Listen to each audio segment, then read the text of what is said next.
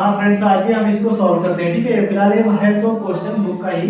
आइए इसको हम सॉल्व करते हैं। कैसे सॉल्व करते हैं, पहले तो हम इसको मतलब जो ये है 65 और 117 दिया हुआ है, इसमें इक्विवेलेंट भाज्य लगाते हैं। मतलब भाज्य बराबर भाजक प्लस भागफल प्लस शेषफल। जब तक हमारा शेषफल 0 नहीं आ जाएगा तब तक हम उसे करेंगे। ठीक है, तो 65 से डिवाइड करते हैं 117 को, एक ही बार में कर लेते हैं। ठीक है, 117 को अब यहाँ पे करते हैं तो 65 कितना है, 65 एकम 65, यहाँ पर बचेगा 52, फिर 52 को हम कर लेते हैं 65 से, तो यहाँ पर एक बार जाएगा, बचेगा कितना हमारा, बच जाएगा 13, और यहाँ पर 52 हो जाएगा। ठीक है, तो यहाँ जाएगा 13 चक्कू 52, ये मतलब डायरेक्ट 4 बार चला जाएगा। ठीक है, तो ये हो जाएगा हमारा 4 बार चला गया। अब ये क्या हो गया, हमारा शेषफल 0 हो गया। ठीक है, प्रश्न में शेषफल 0 हो गया, आगे हम सवाल कर लेंगे। ठीक है, तो अब यहाँ पे क्या होगा, शेषफल बराबर क्या है, शेषफल क्या हो गया, 0 के बराबर हो गया। ठीक है, अब हमें क्या कह रहा है कि शेषफल जो है वो इस रूप में व्यक्त किया जा सकता है, मतलब इतना इतना को एचसीएफ। अब यहाँ पर हम देखते हैं एचसीएफ कितना होगा हमारा, 65 117 का एचसीएफ कितना होगा 13। ठीक है, तो एचसीएफ किस रूप में व्यक्त किया जाता है, इस रूप में, तो इसको हम क्या करते हैं, इस रूप में व्यक्त करते हैं। तो आइए हम कर देते हैं यहाँ से, ये हो जाएगा 65m माइनस का 117 बराबर 13। तो हम इसको क्या करते हैं, उधर ले जाते हैं, पक्षांतर करेंगे, तो क्या हो जाएगा 65m बराबर 13 प्लस 117, तो 65m बराबर 130, तो ये m बराबर कितना हो जाएगा 130 बटा 65, तो ये कट जाएगा तो कितना आ जाएगा 2 बार, तो m का मान कितना आ गया, m का मान हमारा आ गया 2। बस यही तो वैसे भी करना था कि m का मान फाइंड करना था, तो m का मान क्या आ गया हमारा, m बराबर आ गया 2। ठीक है, आइए फ्रेंड देखते हैं, इसमें दूसरा क्वेश्चन मिल गया है। इसमें क्या है कि कोई दो संख्याएं दी हुई होगी। ठीक है, तो अगर उसका एचसीएफ पूछेगा, मतलब उसका मासा पूछेगा, तो कैसे निकालेंगे, तो इसको हम हल करते हैं। ठीक है, तो इसमें क्या है, हमारा एक संख्या क्या है, a बराबर है x³ तथा दूसरी संख्या क्या है xy³। ठीक है, अब इसका हम मासा निकालना है। मासा क्या है, एचसीएफ। इनमें दोनों में हम देखेंगे क्या कॉमन मिल रहा है। ठीक है, एचसीएफ किसका, a, b का। तो आइए हम इसको फाइंड करते हैं। तो इसमें क्या होगा, पहले इसको हम चाहे फैक्टर के रूप में लिख देते हैं, वहां से कर लेते हैं। जैसे हमने फैक्टर किया तो ये बराबर कितना हो गया, फैक्टर x इंटू y, हम बिल्कुल बेसिक से बता रहे हैं। ठीक है, और b बराबर कितना है, x इंटू y। ठीक है, अब इसमें से हमें एचसीएफ निकालना है, किसका, एचसीएफ a, b, इन दोनों का एचसीएफ निकालना है। तो देखते हैं इसमें एचसीएफ क्या होगा। तो x एक मिला x ऊपर एक नीचे, मतलब वो ऊपर तो कई x है, लेकिन हमें नीचे जो कॉमन मिलेगा वही लिखेंगे। तो ये हो गया x। अब y दो ऊपर मिल रही, दो नीचे मिल रही है तो ज्यादा, लेकिन हमें जो कॉमन मिला वही लेंगे। ठीक है, तो ये क्या हो गया, ये हमारा एचसीएफ आ गया। क्या पूछ रहा था, x y अभाज्य संख्या है, और क्या पूछ रहा था कि के रूप में व्यक्त किया जाए, यदि दो संख्याओं a और b, a बराबर इतना b बराबर इतना के रूप में व्यक्त किया जाए, जहां x y अभाज्य संख्या है, तो एचसीएफ ज्ञात करना, मतलब हमें एचसीएफ ज्ञात करना है। एचसीएफ का मतलब होता है कि हम दोनों के गुणनखंड कर लेंगे, वहां से जो कॉमन मिलेगा वो हमारा एचसीएफ होगा। एचसीएफ का मतलब होता है मासा। अगर ऐसे ना समझ पाओ तो एचसीएफ का मतलब होता है मासा। ठीक है, मासा क्या आ जाएगा हमारा, xy²। देखते हैं अगला क्वेश्चन। आइए हम देखते हैं तीसरा क्वेश्चन क्या है इसमें, कि शांत और अशांत में पहचानना होता है। ठीक है, कह देगा कि मतलब शांत और अशांत, वैसे क्या करते हैं हम लोग दशमलव में उसे कन्वर्ट करते हैं, फिर बताते हैं शांत अशांत है, लेकिन यहाँ पर हम कंपेयर करके बताएंगे कि शांत है अशांत है। ठीक है, तो पहले तो मतलब इसके फैक्टर करने पड़ेंगे, नीचे वाले जो हर है उसके फैक्टर करने पड़ते हैं। अगर हर के फैक्टर इस रूप में आ जाते हैं, अगर हर के फैक्टर 2 की पावर n इंटू 5 की पावर n के रूप में आ जाते हैं, तो हम क्या बता देंगे कि ये शांत है। अगर नहीं आते हैं तो अशांत है। चलिए हम देख लेते हैं। सबसे पहले क्या करते हैं, गुणनखंड ही कर लेते हैं। तो हम यहाँ पर कर लेते हैं गुणनखंड। ये 100 मतलब हर के गुणनखंड करते हैं 164 के गुणनखंड करने हैं, कितने से होगा देखते हैं। 164, इसको 2 से काटते हैं, 2 × 16, 2 × 2 = 4, और 2 × 8, 2 × 2, मतलब इसके गुणनखंड हो जाएंगे 2 × 2 × 41। ये गुणनखंड हो गए।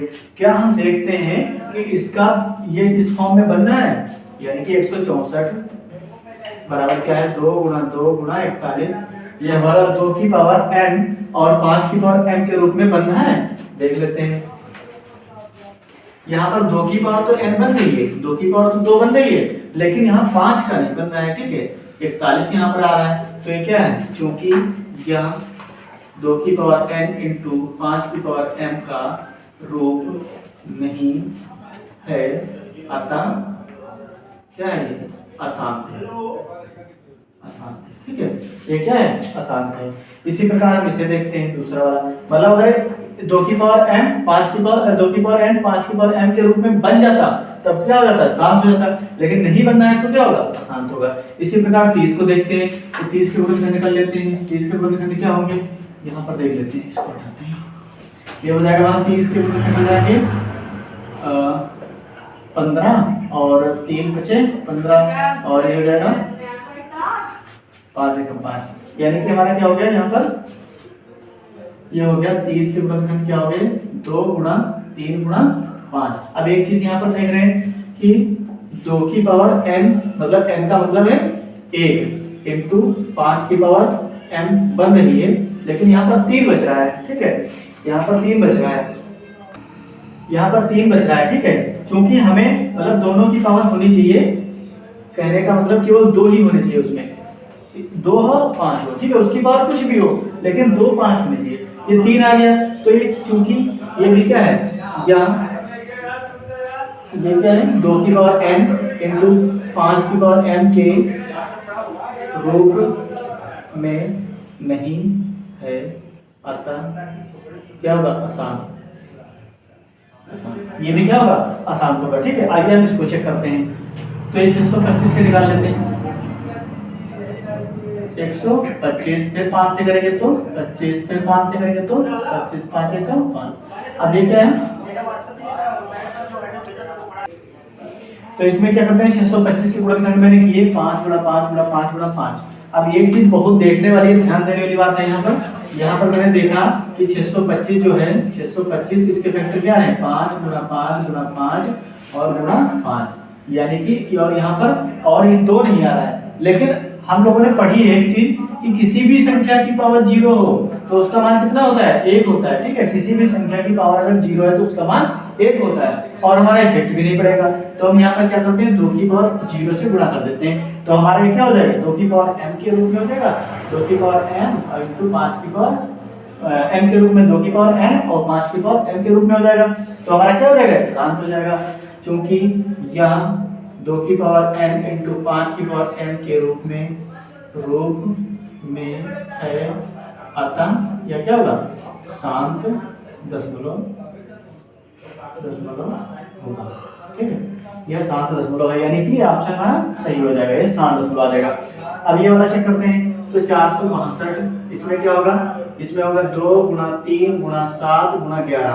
इसमें भी क्या करते हैं? इसका किया मैंने, लेकिन एक चीज इसमें आ रही है कि 2 तो आ रहा है लेकिन 5 कहीं नहीं आ रहा है, तो क्या हो जाएगा? ये शांत हो जाएगा, क्योंकि यह 2 की पावर क्या हो जाएगा? 2 की पावर तो 1 हो जाएगा, लेकिन 3 गुणा 7 गुणा 11 ये नहीं बन रहा है। यहाँ 2 की पावर n इंटू 5 की पावर m के रूप में नहीं है। जब उसके रूप में नहीं है तो क्या ये? अशांत है, ठीक। तो क्या ये अशांत है और ये शांत है, ठीक है, और ये अशांत है और ये शांत है। यहाँ से हम शांत व अशांत दशमलव संख्याएं प्राप्त करेंगे, ठीक है। अगर हमारा 2 की पावर n और 5 की पावर n के रूप में अगर बन रहा है तो क्या होगा? शांत होगा, अगर नहीं बन रहा है तो अशांत होगा, ठीक है। अगर मतलब मान लीजिए हमारे पास 2 के गुणनखंड आ गया, 5 नहीं है तो 5 का पावर 0 मान लेंगे अगर एक ही कमी है, और यहाँ पर अगर जैसे 5 आ गया, 2 नहीं है तो 2 की पावर 0 मान लेंगे, तो हमारा वहां से बन जाएगा, यानी कि शांत हो जाएगा, ठीक है। चलिए और कुछ क्वेश्चन लेते हैं। चलिए ये सवाल है, ये क्वेश्चन है, लिखिए कि इसमें का एक क्वेश्चन आता ही जरूर आता है, मतलब हर पेपर में एक क्वेश्चन ही आता है। लिखिए कि क्या किसी धनात्मक पूर्णांक का वर्ग 3m प्लस 2 के रूप में हो सकता है, जहां m एक प्राकृत संख्या है। अपने उत्तर को औचित्य कीजिए या स्पष्ट कीजिए, ठीक है। यहाँ से एक क्वेश्चन आता ही आता है, कहते हैं कि मतलब इसको सिद्ध करके अपने आप दिखाइए, ठीक है। तो हम यहाँ पे क्या करते हैं? माना हम यहाँ पर कुछ संख्याएं मान लेते हैं कि मतलब ये संख्याएं धनात्मक पूर्णांक हैं। माना कोई धनात्मक पूर्णांक किस रूप में है? माना कोई धनात्मक पूर्णांक 3m, 3 3n प्लस 3 1 प्लस 1 तथा 3n प्लस 2 के रूप में। हम मान लेते हैं कि कोई हमारे पास धनात्मक पूर्णांक है जो किस रूप में है, 3n लिखा है, ठीक है, 3n प्लस 1 तथा 3n प्लस 2 के रूप में है, हम ये मान लेते हैं, ठीक है। अब हम क्या करते हैं, उसके बाद हम क्या करते हैं, 3n क्या करते हैं, इसका वर्ग करते हैं, ठीक है। 3n का वर्ग करने पर 3 3 9 n स्क्वायर। अब यहाँ पर इसे हम क्या लिख सकते हैं, इसे लिख सकते हैं 3 इंटू 3n स्क्वायर, ठीक है। अब एक चीज यहाँ पर हम क्या करते हैं कि चूंकि m बराबर क्या है हमारे पास 3n स्क्वायर, ठीक है, m बराबर क्या है 3n स्क्वायर, तो हम क्या कर देते हैं, ये हमारा हो जाएगा 3m, ठीक, 3m हो जाएगा। इसी प्रकार हम क्या करते हैं, दूसरा पूर्णांक ले लेते हैं 3m प्लस 1, 3n प्लस 1, ठीक है। इसको क्या करते हैं, इसको भी वर्ग करते हैं, तो क्या हो जाएगा 3n का होल स्क्वायर प्लस 1 का square plus 2 into 3n into 1, ठीक है। इसको क्या करते हैं, 3 3 9n स्क्वायर प्लस का 1 प्लस का 2 3 6, ठीक है। बस वही a प्लस b का होल स्क्वायर से खोल देते हैं, ठीक है। a प्लस b का होल स्क्वायर बराबर a square plus b square plus का 2ab, इस वाले फार्मूले से खोल देते हैं, ठीक है। खोल दिया तो क्या हो गया हमारा 9n स्क्वायर प्लस का 6n प्लस का 1।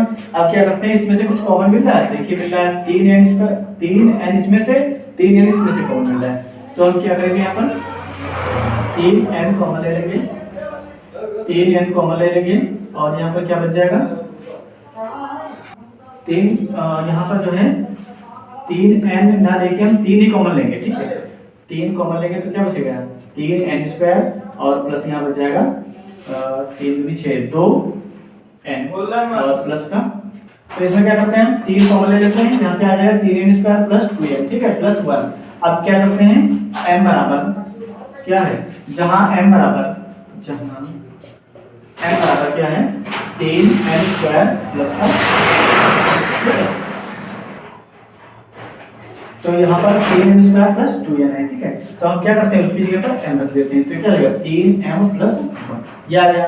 इसी प्रकार हम क्या करते हैं, तीसरा पूर्णांक लेते हैं 3n प्लस 2, तो यहाँ पर 3n प्लस 2, इसको भी क्या करते हैं, वर्ग कर देते हैं a प्लस b का होल स्क्वायर से, 3n का होल स्क्वायर प्लस 2 का स्क्वायर प्लस का 2 इंटू 3n इंटू 2। अब 3 3 9 n स्क्वायर प्लस 2 दूनी 4 प्लस 3 दूनी 6 और 6 दूनी 12, 3 दूनी 6 6 दूनी 12n हो जाएगा, ठीक है। अब इसको हम 5 ले आते हैं, ठीक है, तो क्या हो जाएगा 9n स्क्वायर प्लस का 12n प्लस का 4, ठीक है। अब यहाँ पर क्या करते हैं, अब यहाँ से हम कॉमन ले लेते हैं, देखिए कितना कॉमन आ रहा है, ठीक है। तो यहाँ पर 3 कॉमन ले लीजिए तो क्या आ जाएगा 3n स्क्वायर प्लस ये आ जाएगा हमारा 4 3 6 12 4n और प्लस यहाँ पर क्या आ जाएगा हमारा, देखिए 4 को हम कैसे लिख सकते हैं, 4 को हम लिख सकते हैं 3 प्लस 1 लिख सकते हैं, तो यहाँ पर हम 4 ना लिखकर सीधे 3 प्लस 1 लिख देते हैं, ठीक है। अब यहाँ से हम जब ये 3 कॉमन ले लेंगे तो क्या बचेगा, 1 बचेगा। एक बार फिर से देख लीजिए कि 4 यहाँ पर लिखा था, वास्तव में 4 लिखा था, लेकिन 4 को हम 3 प्लस 1 लिख सकते हैं क्योंकि लिखा तो 4 ही है, वहां से हम 3 कॉमन ले लेंगे, ठीक है। तो क्या बचेगा 3 की जगह पर 1 बच जाएगा क्योंकि 3 मैंने कॉमन ले लिया, ठीक है। और क्या बचेगा, प्लस का 1 बचेगा। अब जहां पर हमें क्या है, जहां m बराबर 3n square plus 4n plus, ये क्या है m बराबर है तो m का मान यहाँ देते हैं, तो क्या हो जाएगा 3m प्लस 1, ठीक है। अब इससे हमें स्पष्ट होता है कि यहाँ पर क्या है 3m, यहाँ पर क्या है 3m प्लस 1, यहाँ पर भी क्या है 3m प्लस 1, ठीक है। तो इससे हमें क्या साबित होता है, क्या स्पष्ट होता है, तो हम कह सकते हैं, मैंने देख लिया यहाँ पर निकाल के कि कोई भी पूर्णांक 3m कहाँ गया, यहाँ पर हम देखते हैं कि कोई भी पूर्णांक, इतने पूर्णांक मैंने देख लिए, एक ये सॉल्व किया तो 3m आया, ये सॉल्व किया तो 3m प्लस 1 आया, ये सॉल्व किया तो 3m प्लस 1 आया, ठीक है। यानी कि इससे हमें साबित होता है कि कहीं भी कोई भी पूर्णांक 3m प्लस 2 के रूप में नहीं आया है। तो हम क्या कर सकते हैं,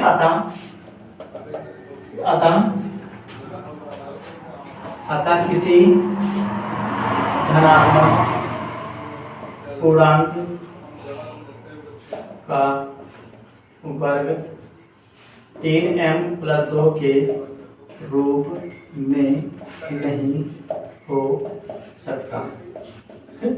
ये हमारा आंसर है। एक बार फिर से समझ लीजिए, कह रहा है कि 3m प्लस 2 के रूप का हो सकता है, तो मैंने वहां से सॉल्व कर लिया, सबको देख लिया, मैंने 3 गुणांक मान लिए, कोई 3m 3m plus 1 3m plus 2 3 गुणांक मान लिए, वहां से सॉल्व करके देख लिया। तो एक से क्या है 3m प्लस 3m है, दूसरे से 3m प्लस 1 है, तीसरे से 3m प्लस 1 है। ठीक है, यानी कि किसी से भी हमारा ये नहीं आया, मतलब 3m प्लस 2 नहीं आया। ठीक है, तो हम क्या कह सकते हैं, अतः इस रूप में कोई पूर्णांक धनात्मक पूर्णांक नहीं हो सकता है। ठीक है, अब इसकी जगह पर क्वेश्चन में पूछ सकता है, Q पूछ सकता है, P पूछ सकता है, M पूछ सकता है, N पूछ सकता है, मतलब कई प्रकार से क्वेश्चन पूछ सकता है। तो कंफ्यूज नहीं होना है, मतलब सेम ऐसे ही करना है। ठीक है,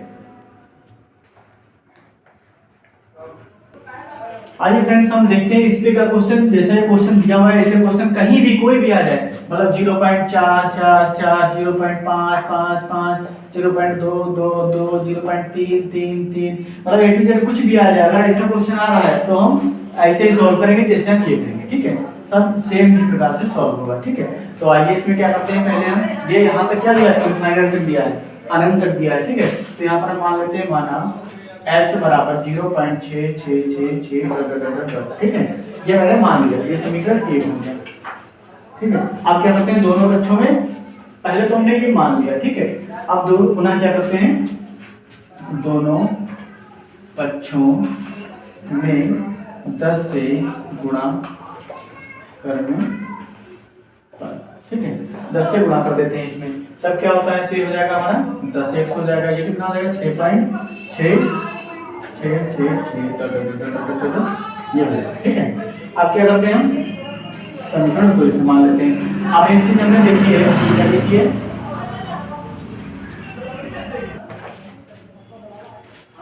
हाँ फ्रेंड्स, समीकरण 2 माइनस समीकरण 2 में से इसमें क्या करते हैं, 10x समीकरण 2 से समीकरण 1 घटा देते हैं। ठीक है, तो समीकरण इससे घटा देंगे, तो यहाँ पर क्या हो जाएगा 6.6666 और माइनस क्या हो जाएगा 0.6666। तो इसे हम क्या करते हैं, कैसे घटाएंगे, 6.6666 और यहाँ पर 0.6666, यहाँ पर 0.6 कितने बचेगा, मतलब कितना बचा, यहाँ पर कितना, इसमें घट जाएगा तो 9x बचेगा, यहाँ पर 6 बचेगा। ठीक है, तो यहाँ पर हम क्या कर लेंगे, x बराबर 6/9 कर लेंगे, ये नीचे चला जाएगा, काट दीजिए, 2 3 6 और 3 दूनी 6 3 दूनी 6 3 3 9, तो x बराबर क्या आएगा 2/3। ये किसका मान आ गया, हमें x का मान आ गया। इसी प्रकार इसमें चाहे मतलब कितना बड़ा भी क्वेश्चन दे दे, चाहे कितना बड़ा क्वेश्चन दे दे, ठीक है, हम किस प्रकार से कर लेंगे, ऐसे कर लेंगे, चाहे वहां पर 2 दिया हो, 3 दिया हो, 4 दिया हो, 5 दिया हो, 6 दिया हो, ए टू जेड कुछ भी दिया हो, मतलब इसी प्रकार से सॉल्व कर लेंगे। हम कभी कभी कंडीशन में देखते हैं वहां पर 100 से गुणा करना पड़ जाता है या 1000 से करना पड़ जाता है, बाकी जो है अगर ऐसा क्वेश्चन आता है तो उसमें केवल 10 से गुणा करेंगे और समीकरण को घटा देंगे, हो जाएगा। ठीक है, अब जो मैंने क्वेश्चन लिया है ये √2, यहाँ पर देखिए कितने टाइप से आता है क्वेश्चन, √2 √3 √5 √7 डॉट डॉट, इस प्रकार से कई भी, मतलब कुछ भी पूछ सकता है, कुछ भी पूछे, सेम सवाल ऐसे करना है। ठीक है, कह रहा है कि सिद्ध कीजिए √2 एक अपरिमेय संख्या है, तो इसमें क्या है, ये कैसे सॉल्व करते हैं, आइए देखते हैं। इसमें क्या करते हैं हम, इसमें क्या करते हैं, इसमें √2 दिया है कि एक अपरिमेय संख्या सिद्ध करना है, तो इसके हम जस्ट उल्टा मान के चलते हैं, विपरीत माना √2 एक परिमेय संख्या माना, मैंने सपोज करके चल रहा हूं मैं कि √2 एक क्या अपरिमेय संख्या है, सिद्ध क्या करना है, अपरिमेय, माना क्या, परिमेय, जस्ट उल्टा मानना है। ठीक है, जब परिमेय संख्या है तो जाहिर सी बात है, हमें कोई भी परिमेय संख्या हो P अपॉन Q के रूप में होती है, जहां क्या होता है, Q does not equal to 0, मतलब Q 0 के बराबर नहीं होना चाहिए। परिमेय संख्या की ये कंडीशन होती है कि जो नीचे की संख्या 0 नहीं होनी चाहिए, अगर नीचे की संख्या 0 हो जाएगी तो उसका मान इनफाइनाइट हो जाएगा, जो कि गलत हो जाएगा। ठीक है, तो परिमेय संख्या नहीं रह जाएगी, इसलिए हम क्या करते हैं, P अपॉन Q के रूप में इसे लिख सकते हैं। ठीक है, तो आइए हम इसे, जब हमने माना कि ये परिमेय संख्या है तो इसे P अपॉन Q के रूप में लिख सकते हैं, तब √2 बराबर P बटा Q, जहां Q बराबर Q does not equal to zero, Q zero के बराबर मतलब नहीं है, ठीक है, क्यू जीरो नहीं है। अगर क्यू जीरो हो जाता तो परिमेय संख्या नहीं रह जाती, ठीक है, तो इनफाइनाइट में चला जाता।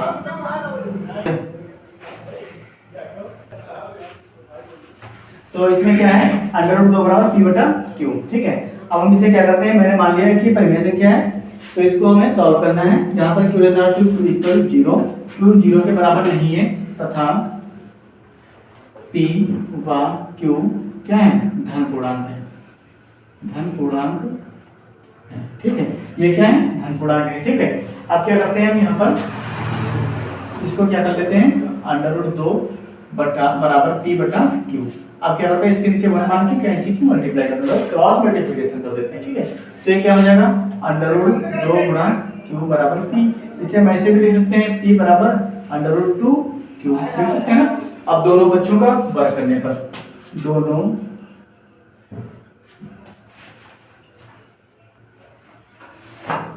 इससे थोड़ा सा हम एक लाइन पहले लिख लेते हैं कि यहाँ पर हमें माननी भी है कुछ कि पी व क्यू क्या है, धन पूर्णांक है तथा इसमें एक के अतिरिक्त कोई अन्य उभयनिष्ठ गुणनखंड हम ये मान के चलते हैं कि इसमें एक के अलावा और कोई उभयनिष्ठ गुणनखंड नहीं है, सिर्फ एक जो है वो उभयनिष्ठ गुणनखंड है। देखो क्यों, इसमें अगर एक से मल्टीप्लाई करते हैं कोई दिक्कत नहीं होगी क्योंकि दोनों का उभयनिष्ठ गुणनखंड हो जाएगा। तो हम ये मान के चलते हैं अभी कि एक के अतिरिक्त कोई उभयनिष्ठ गुणनखंड नहीं है, ठीक है। आइए अब इधर देखते हैं, मैंने मान लिया, क्रॉस मल्टीप्लिकेशन कर लिया, दोनों पक्षों का वर्ग करते हैं, दोनों पक्षों का वर्ग करने, दोनों पक्षों का वर्ग कर देते हैं तो क्या लगेगा, P square under root 2 Q का होल स्क्वायर, इसे स्क्वायर कर देते हैं तो हो जाएगा पी स्क्वायर बराबर 2 क्यू का स्क्वायर, ठीक है। अब हम क्या करते हैं, इसको क्या करते हैं, 2 क्यू स्क्वायर बराबर पी स्क्वायर, 2 क्यू स्क्वायर बराबर पी स्क्वायर। अब यहां से एक चीज हम देख रहे हैं कि जो पी स्क्वायर है, पी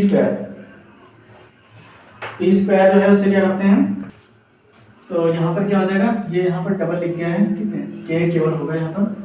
और क्या कह रहा है कि अब यहाँ पर हम देखते हैं, क्या देखते हैं, जो पी स्क्वायर है वो किससे डिवाइड होगा, 2 से डिवाइड होगा। यहाँ पी स्क्वायर 2 से विभाज्य है, क्या है, पी स्क्वायर 2 से विभाज्य। भाई अगर हम यहाँ पर 2 क्यू स्क्वायर बराबर पी है, पी स्क्वायर है, तो हम कह सकते हैं कि क्यू स्क्वायर बराबर क्या होगा, पी स्क्वायर बटा 2 होगा कि नहीं होगा, तो कह सकते हैं कि 2 से विभाज्य है, जाहिर सी बात 2 से विभाज्य है, ठीक है। अगर जब इतनी बात 2 से विभाज्य है तो हम एक बात और कह सकते हैं कि जब पी स्क्वायर 2 से विभाज्य है तो पी भी तो होगा 2 से विभाज्य, तो हम ऐसे कर सकते हैं, यानी कि ये भी 2 से विभाज्य है और ये भी 2 से विभाज्य है, तो क्या हो जाएगा, जब हम कह सकते हैं कि पी स्क्वायर 2 से विभाज्य है तो पी भी 2 से विभाज्य होगा, ठीक है। हम कह सकते हैं, कह रहे हैं कि पी स्क्वायर जो 2 से विभाज्य है तो हम कह सकते हैं कि पी भी 2 से विभाज्य होगा, ठीक है। चलो अब देखते हैं यहाँ पर पी भी 2 से विभाज्य होगा, अतः यहाँ पर क्या करते हैं, हम पी बराबर मान लेते हैं, पी बराबर क्या मान लेते हैं, अतः माना पी बराबर 2r, पी बराबर 2r, पी बराबर 2r माना, ठीक है। अब इसको हम क्या करते हैं, दोनों पक्षों का वर्ग करने पर, दोनों पक्षों का वर्ग करने पर, दोनों पक्षों का वर्ग कर दीजिए तो क्या हो जाएगा, यहाँ पी स्क्वायर, ये हम ऐसे खींच देते हैं लाइन, ये हो जाएगा थोड़ा पी स्क्वायर बराबर 2r का होल स्क्वायर, ये हो जाएगा पी स्क्वायर बराबर 4r स्क्वायर, ठीक है। इसे हम क्या मान लेते हैं, समीकरण 1, अभी ऊपर माना तो है नहीं तो इसे समीकरण, वैसे हम इसे समीकरण 1 मानते हैं और इसे समीकरण 2 मान लेते हैं, ठीक है, 2 मान लेते हैं, ठीक। अब क्या करना है, पहले हमने देखा, क्या देखा कि पी स्क्वायर बराबर क्या है, 2 क्यू स्क्वायर, तो क्या करते हैं, पी, परंतु हमें पता है, परंतु हमें ज्ञात है कि पी स्क्वायर बराबर 2q स्क्वायर। तो इस पर रखने पर ठीक है, तो क्या हो जाएगा 2q स्क्वायर बराबर 4r स्क्वायर। अब यहाँ पर हम कट कर देते हैं, 2 1 2 2 दूना 4, तो हो जाएगा q स्क्वायर बराबर 2r स्क्वायर, ये हो जाएगा। तो हम कह सकते हैं यहाँ पर क्या कह सकते हैं, यहाँ से कुछ लग रहा है कि जैसे मैंने पहले बताया था कि q स्क्वायर बराबर 2r स्क्वायर है, तो क्या हो जाएगा q स्क्वायर बटा 2 बराबर r स्क्वायर हो जाएगा। ठीक है, ये 2 से विभाज्य होगा, तो q भी किससे विभाज्य होगा, 2 से विभाज्य होगा। ठीक है, तो हम यहाँ पर इसकी जैसे मैंने यहाँ पर किया था सेम प्रोसेस यहाँ पर करनी है। ठीक है, यहाँ क्या है कि q स्क्वायर जो है, q स्क्वायर 2 से विभाज्य है। ठीक है, तो q भी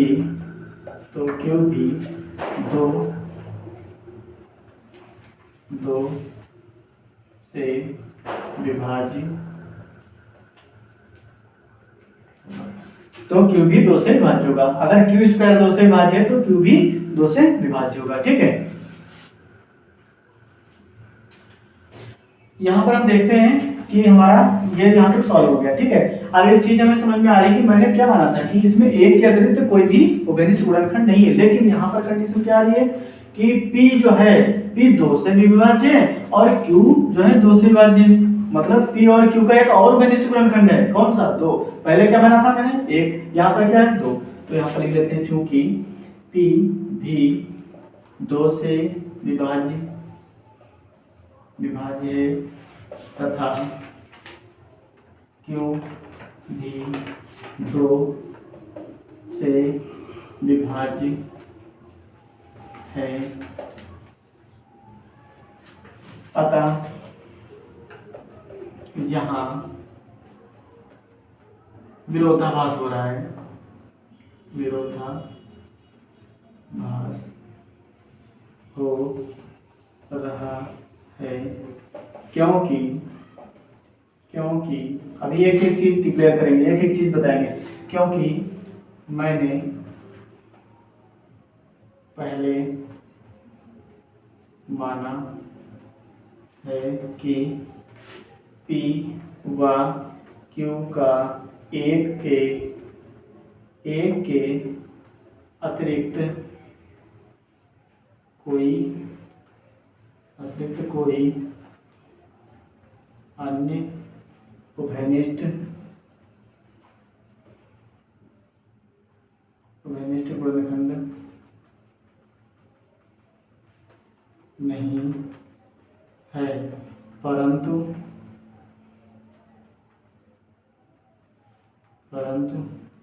इस तथ्य का विरोधाभास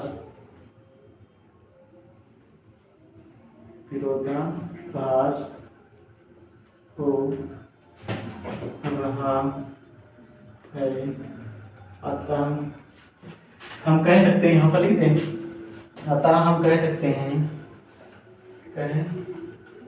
सकते और विरोधाभास हो रहा है तो क्यों हो रहा है, विरोधाभास हो रहा है तो क्यों हो रहा है, क्योंकि मैंने विरोधाभास हो रहा है वह इसलिए क्योंकि मैंने गलती से √2 को एक परिमेय संख्या मान लिया था, अतः हम कह सकते हैं कि √2 एक परिमेय संख्या न होकर यह एक अपरिमेय संख्या है।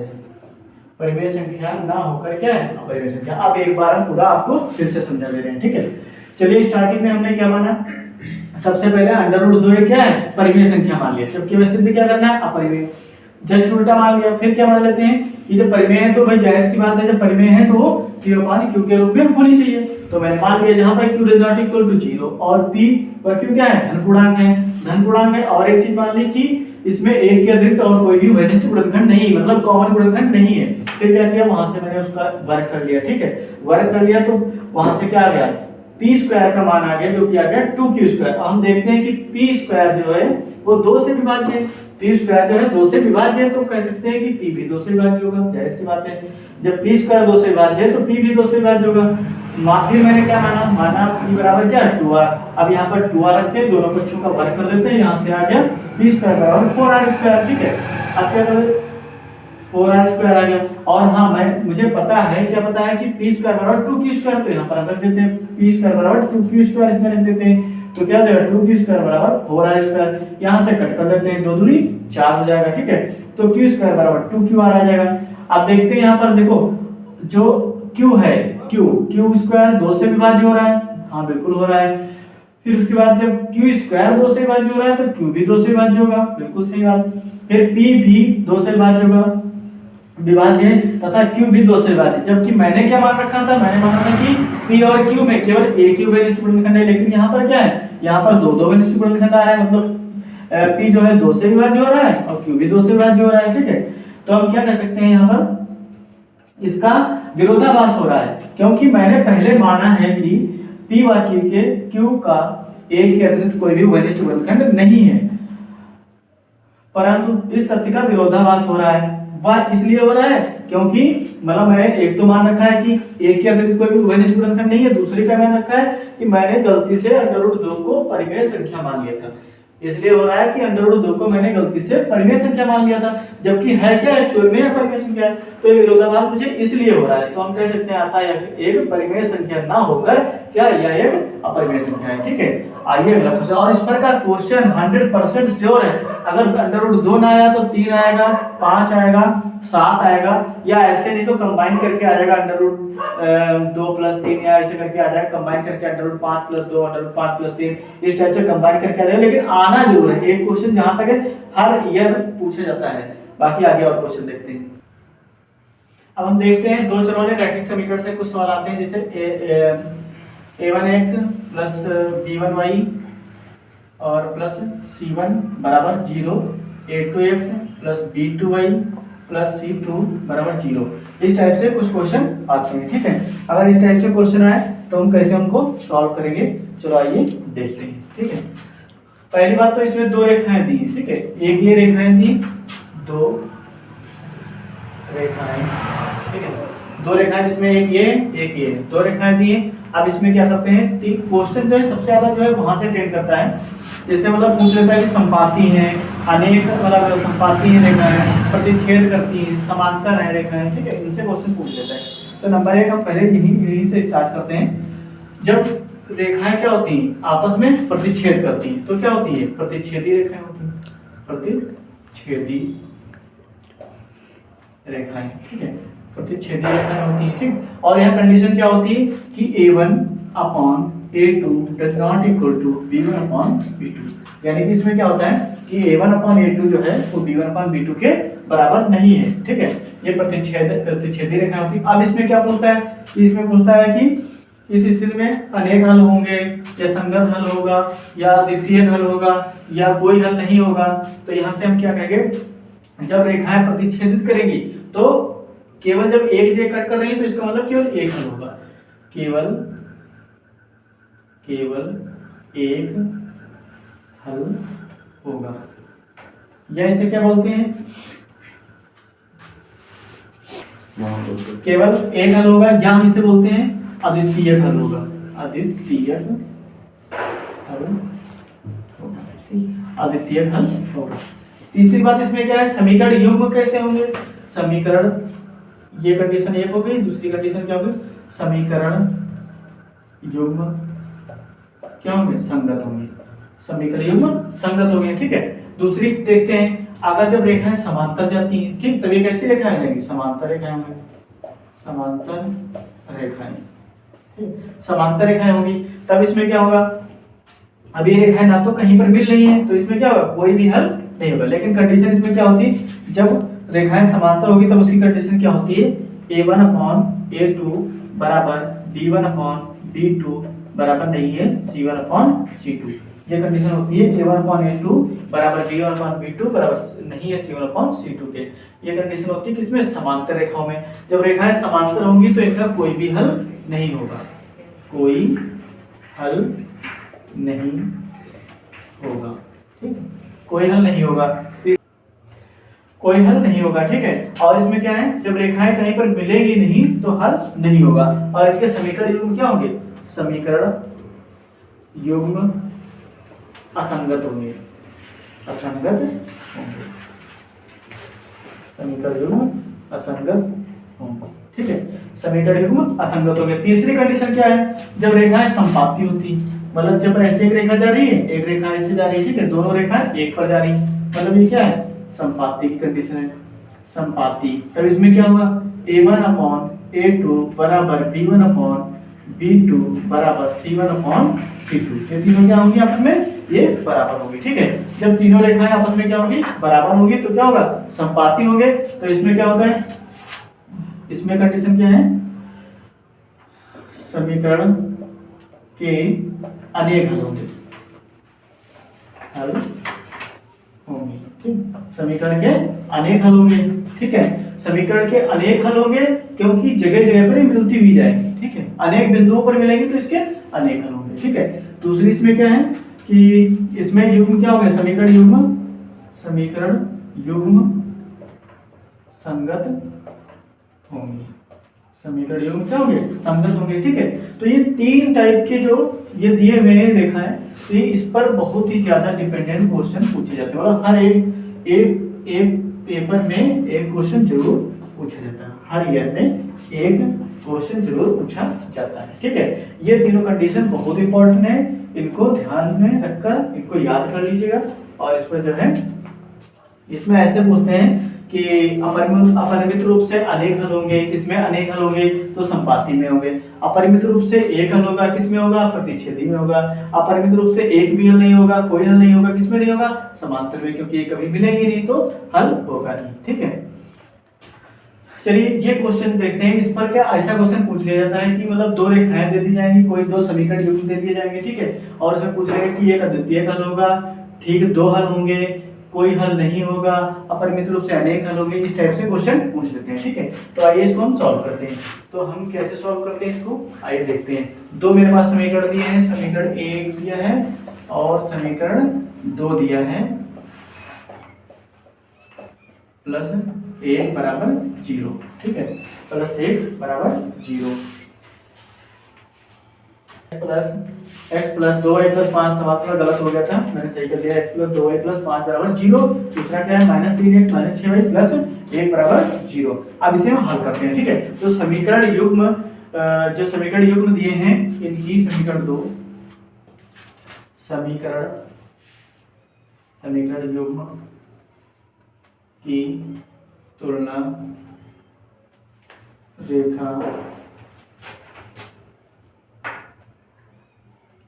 के समीकरण a1x plus b1y plus c1 बराबर 0 तथा a2x plus b2y plus c2 बराबर 0 से करने पर इसमें क्या करते हैं, इनकी दोनों की तुलना इनसे दोनों से करते हैं। तो a1 बराबर क्या हो जाएगा, x के पास कुछ नहीं, यानी कि a1 बराबर 1, b1 बराबर क्या हो जाएगा, देखिए ये x1 मतलब a1 b1 c1 a2 b2 c2। तो a1 कितना, x1 के साथ में कुछ नहीं यानी कि 1, और b2 कितना है, b1 कितना है, b1 है 2, और c1 कितना है 5, a2 कितना है, -3, b2 कितना है -6, c2 कितना है 1, ठीक है।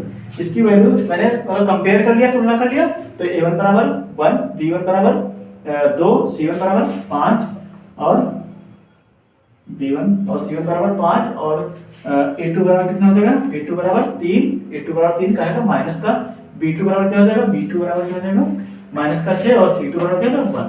अब हम कंपेयर करते हैं, इसमें देखते हैं, पहले क्या देखते हैं, पहले निकाल लेते हैं हम A1 अपॉन A2। तो A1 कितना, A1 1, A2 कितना 3, ठीक है, तो ये आ गया। ऐसे निकाल लेते हैं हम B1 अपॉन B2। तो इसमें क्या हो जाएगा 2 बटा माइनस का 6, 2 1 2, 2 3 6, मतलब क्या आएगा माइनस का 1 बटा 3, ठीक है। और C1 अपॉन C2, इसमें क्या हो जाएगा 5 बटा 1। यानी कि अगर हम देखें, अगर हम देख रहे हैं इसमें, तो A1 बराबर A1 अपॉन A2 बराबर B1 अपॉन B2 बराबर नहीं है C1 अपॉन C2 के। तो हम क्या कह सकते हैं A1 अपॉन A2 बराबर नहीं है, बराबर है B1 अपॉन B2 के, बराबर नहीं है C1 अपॉन C2 के। कहने का मतलब ये दोनों तो बराबर हैं, तीसरा बराबर नहीं है। जब तीसरा बराबर नहीं तो कौन सी कंडीशन है, अभी हमने इससे पहले वाले बताया है कि अगर दो बराबर हैं तीसरा बराबर नहीं है तो ये कौन सी कंडीशन है, रेखाएं क्या होंगी, रेखाएं समांतर होंगी। अब जब रेखाएं समांतर होंगी तो समीकरण का होगी, अतः समीकरण युग्म का कोई भी हल नहीं होगा, कोई भी हल नहीं होगा। क्यों, क्योंकि जब रेखाएं एक दूसरे को कहीं मिलेंगी नहीं तो कोई हल नहीं होगा। इस प्रकार से इसको ये क्वेश्चन लगाते हैं। आइए इसमें का एक टाइप और देखते हैं क्वेश्चन, जिसमें क्या कहते हैं कि मतलब बता देते हैं कि रेखाएं समपाती हैं या समांतर हैं या एक हल है या अनेक हल है, तो उसका उसमें के का मान ज्ञात करना है। इस टाइप का क्वेश्चन वो भी देख लेते हैं। चलिए इस टाइप का क्वेश्चन हम देखते हैं।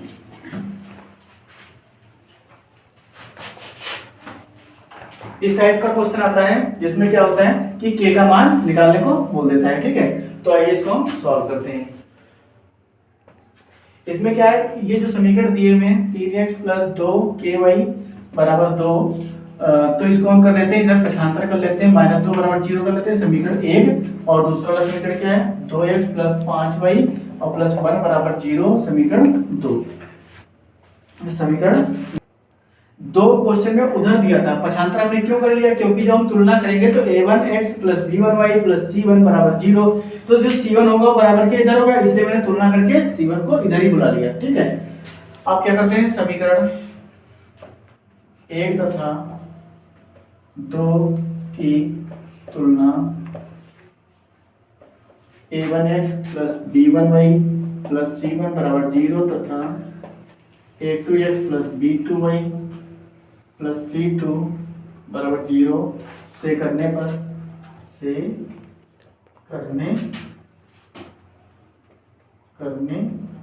यहां से तुलना कर देंगे तो a1 बराबर क्या आ जाएगा 3, b1 बराबर क्या आ जाएगा 2 के, c1 बराबर क्या आ जाएगा -2, ठीक है। ऐसे इसी प्रकार a2 बराबर 2, b2 बराबर 5 और c2 बराबर 1, ठीक है।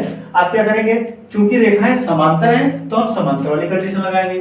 चूंकि रेखा युग्म समांतर हैं, अतः क्या करेंगे हम समांतर वाली कंडीशन लगाएंगे। मतलब a1 अपॉन a2 बराबर b1 अपॉन b2 बराबर नहीं है c1 अपॉन c2 के, ये वाली कंडीशन हम लगा देंगे इसमें, ठीक है।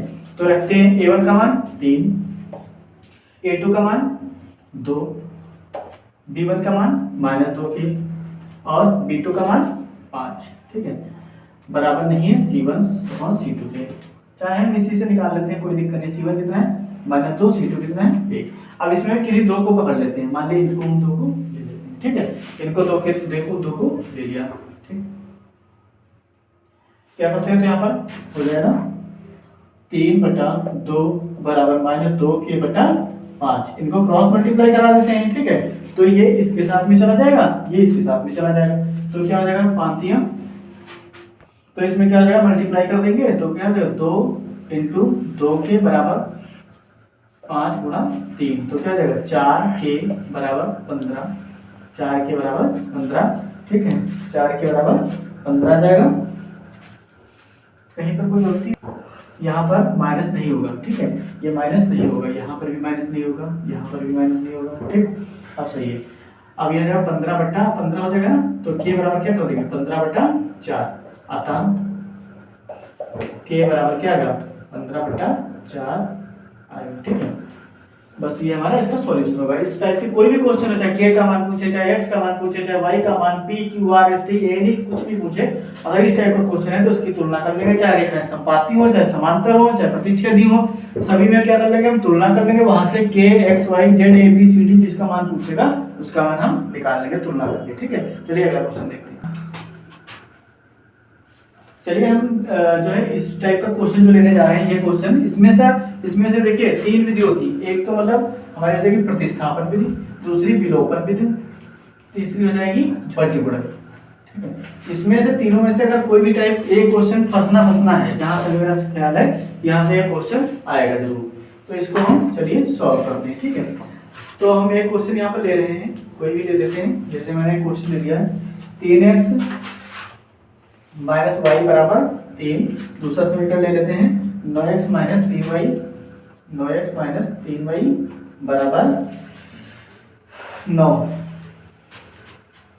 ठीक है, ये समीकरण 1, ये समीकरण 2। तो पहले तो इसको हम सॉल्व करते हैं प्रतिस्थापन विधि से। तो प्रतिस्थापन विधि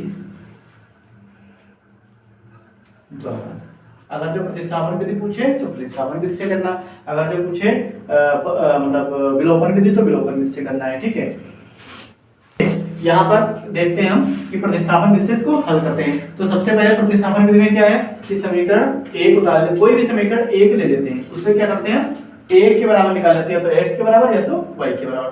तो हम इससे किसके बराबर निकाल लेते हैं 3 + y हो जाएगा, मतलब ये y उधर चला जाएगा। ठीक है, तो x बराबर क्या हो जाएगा 3 + y, 3 + y, 3 + y, 3 + y बटा नीचे 3 आ जाएगा। अब ये आ गया x का मान, x का मान समीकरण 2 में रखने पर, समीकरण 2 में रख दीजिए x का मान, तो 9 गुणा x का मान क्या हो जाएगा 3 + y बटा 3 माइनस का 3y बराबर 9। ठीक है, ये इससे कट जाएगा 3 × 3 = 9, अंदर गुणा कर दिए 3 × 3 = 9 प्लस 3y माइनस का 3y।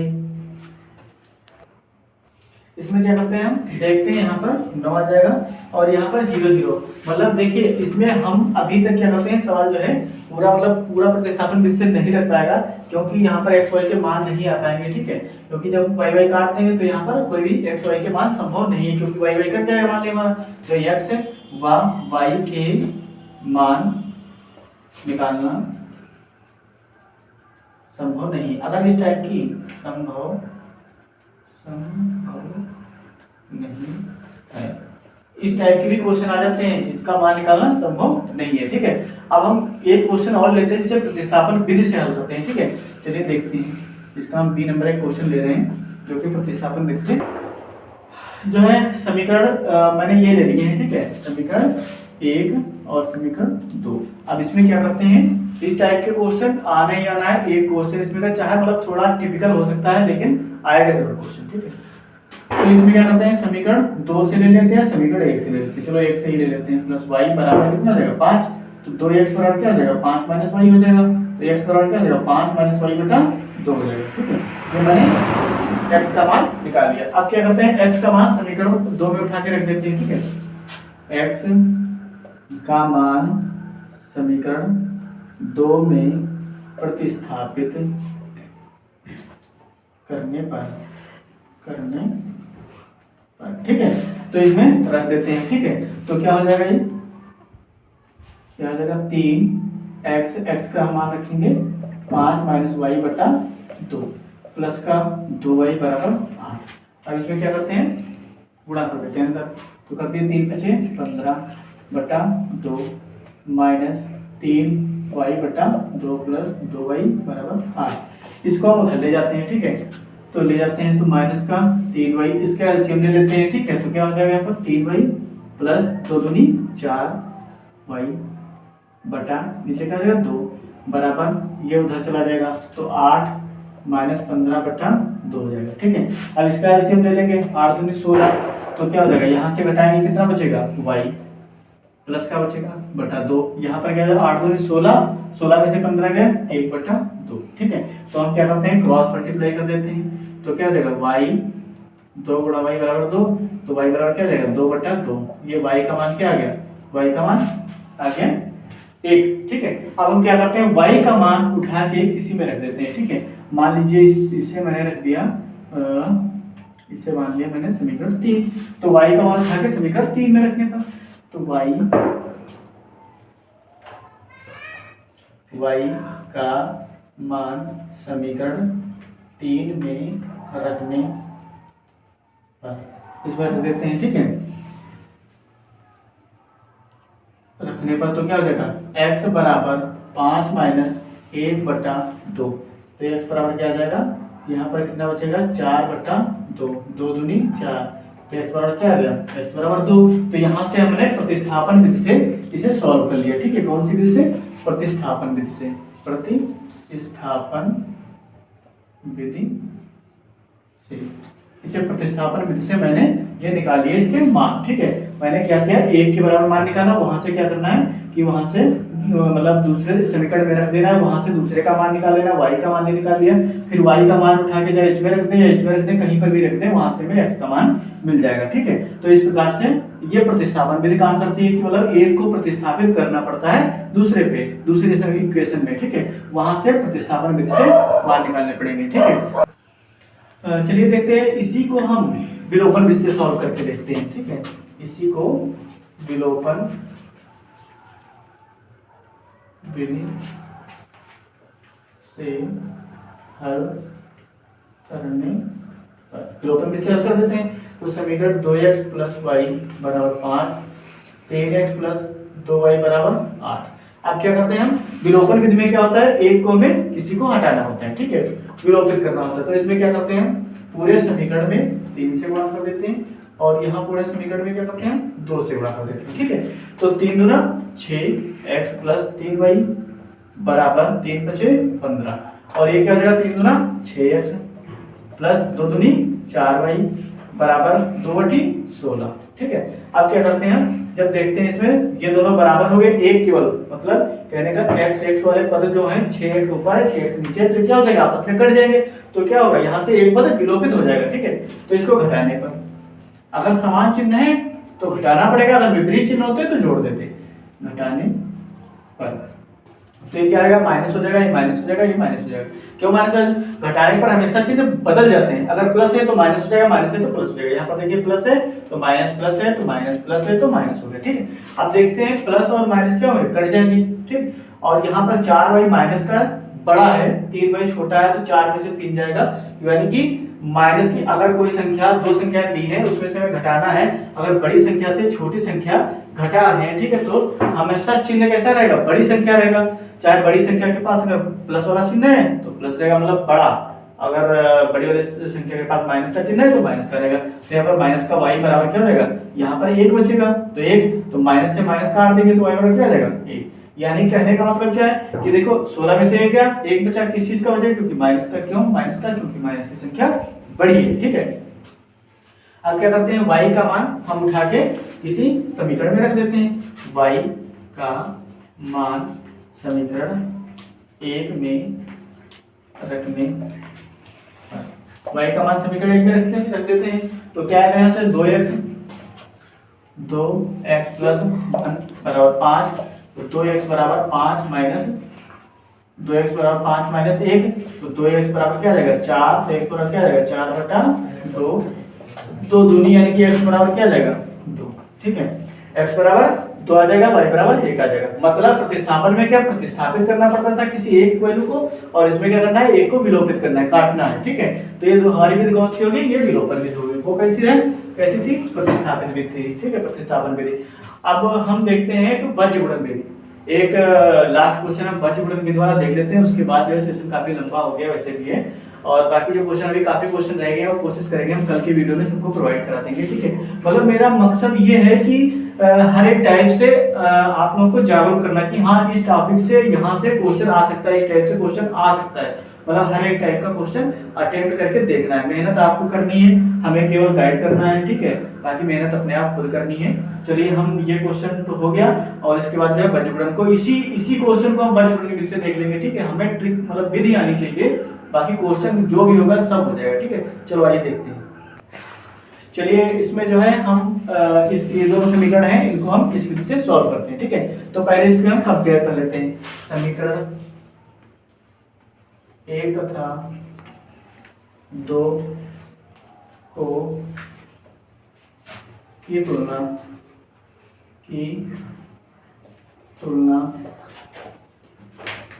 इसे करने पर तुलना a1x plus b1y plus c1 बराबर 0 तथा a2x plus b2y plus c2 बराबर 0 से करने पर, ठीक है। इनसे कर लेते हैं तो क्या होगा, हमारे पास a1 बराबर 2, b1 बराबर 1 और c1 क्या हो जाएगा, पक्षांतर कर लेंगे। जब हम पक्षांतर करेंगे तो क्या हो जाएगा, माइनस हो जाएगा। तो c1 बराबर क्या हो जाएगा, माइनस का 5। ये बात समझ में आई। क्योंकि जब इसे हम पक्षांतर करेंगे, इसको हम इस प्रकार से बनाएंगे 2x प्लस y माइनस 5 बराबर 0 और 3x प्लस 2y माइनस का 8 बराबर 0। इन दोनों को हम इस टाइप से बनाएंगे, ठीक है। तो वहां से क्या c1 बराबर 5 आ जाएगा, ठीक है। इसी प्रकार क्या कर लेते हैं, ये तो हमारा b1 आ गया, ठीक। और इसी प्रकार हम क्या कर लेते हैं a2 कितना हो जाएगा 3, b2 कितना हो जाएगा 2 और c2 कितना हो जाएगा 8 हो जाएगा, काहे का, माइनस का, ठीक है। अब इस फार्मूले में हम रख देते हैं वज्र गुणन से, वज्र गुणन विधि द्वारा, वज्र गुणन विधि द्वारा, ठीक है। तो वज्र गुणन लगाते हैं। चलिए तो x बटा, सबसे पहले क्या करना है, x बटा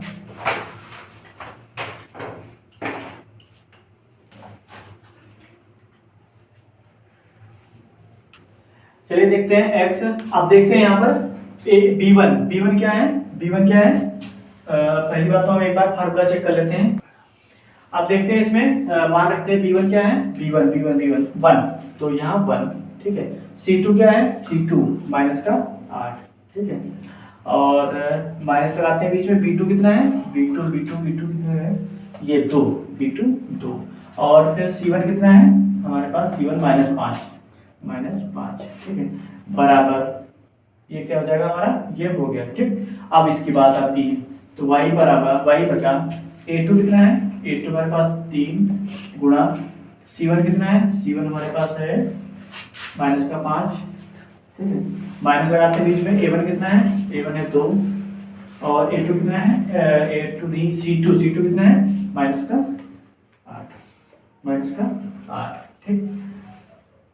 उसके बाद क्या करते हैं, बराबर 1 बटा a1 कितना है, a1 है 2 हमारे पास, 2 रख देते हैं। b2 कितना है, b2 हमारे पास 2 है तो 2 रख देते हैं।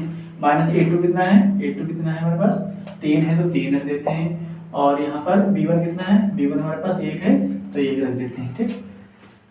तो इसमें जो है हम देखते हैं, इसको सॉल्व करते हैं तो क्या हो जाएगा, x बटा माइनस का 8 माइनस प्लस का 5 दूनी 10 बराबर y बटा माइनस का 5 दिया 15 माइनस का 15, ठीक, माइनस प्लस 8 दूनी 16, ठीक है, बराबर 1 बटा 2 दूनी 4 और 3 दिया 3 एकम 3, ठीक है।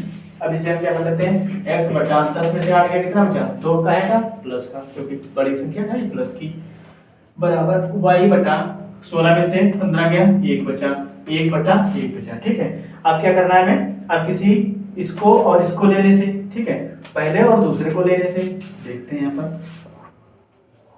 तो हम इसको ले रहे हैं तो x बटा 2 बराबर 1 बटा 1 क्रॉस मल्टीप्लाई, तो x बराबर क्या जाएगा 2, ठीक है, x बराबर क्या आ गया 2। फिर क्या करते हैं, हम इसको लेते हैं, ठीक है। तो क्या होगा यहाँ पर y बटा 1 बराबर 1 बटा 1 क्रॉस मल्टीप्लाई, तो y बराबर क्या आ जाएगा, y बराबर क्या आ जाएगा 1, ठीक है। हमने एक चीज देखी यहाँ पर, जो है मैंने जब प्रतिस्थापन विधि से हल किया तब भी x बराबर 2 y बराबर 1 आ रहा था, विलोपन विधि से जब हल किया तब भी x बराबर 2 y बराबर 1 आ रहा था, मैंने वज्र गुणन विधि से हल किया तब भी x बराबर 2 y बराबर 2 आ रहा। कहने का मतलब ये है कि चाहे हम जिस विधि से सॉल्व करते हैं उसमें क्या होगा, मान अगर एक ही इक्वेशन को हम कई विधि से सॉल्व करते हैं तो मान वही आना चाहिए, चाहे विलोपन विधि हो, चाहे वज्र गुणन विधि हो, चाहे और आई होप आज का सेशन आप लोगों को अच्छा लगा होगा। और इतनी मेहनत करनी पड़ी। बाकी आज जो है मतलब इलेक्शन जो है मतलब रिजल्ट आया था उसका, तो इसकी मतलब खुशी में ज़्यादा लेट में हम वीडियो स्टार्ट कर पाए क्योंकि बाहर वो शोर हो रहा था, तो इसलिए जो है आज थोड़ा प्रॉब्लम हुई।